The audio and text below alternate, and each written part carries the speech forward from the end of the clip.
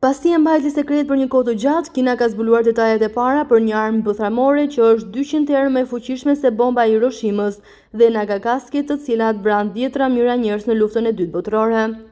Edhe pse Kina e ka mbajtur sekret prej kohësh programin e saj bërthamor, transmetuesi shtetëror CCTV zbuloi të hënën detaje rreth raketës balistike ndërkontinentale të përmirësuar DF-5B. Sipas raportimeve të gazetarit Li Zenin në X, raketa bërthamore e përforcuar është një armë me rrezeveprimi prej 12.070 kilometra dhe ka një fuqi shpërthuese marramëndse me saktësi prej 0.48 kilometra. Kjo rrezeveprimi është e mjaftueshme për të arritur pjesën më të madhe të Europës dhe pothuajse të gjithë SBA-n nga vendet e lëshimit brenda Kinës. Për shembull, distanca nga Pekini në Londër është rreth 8.046 kilometra dhe nga Kina në New York është afërsisht 11.265 km.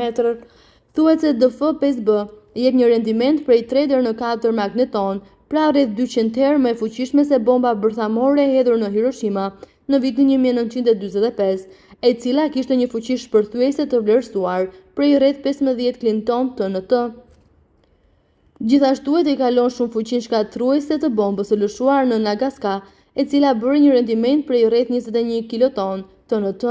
Raketa e teknologjisë së lartë ka të integruar teknologjinë e mjeteve të rihyrjes, duke i lejuar asaj të mbajë të lëshojë koka bërthamore të shumta në të njëjtën kohë.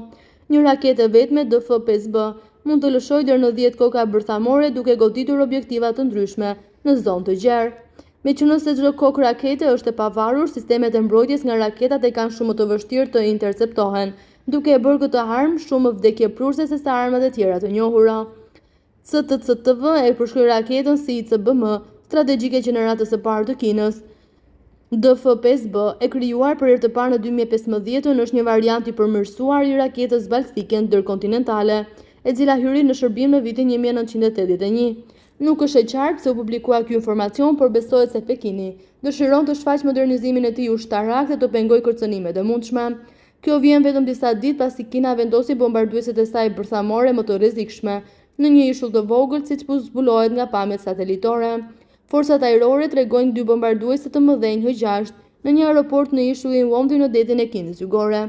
Avionët me rreze të gjatë veprimi datojnë që nga vitet 1950 dhe janë modeluar sipas avionëve luftarak të epokës sovjetike, por ato janë përmirësuar për të mbajtur armë moderne, duke përfshirë raketa hipersonike dhe bërthamore.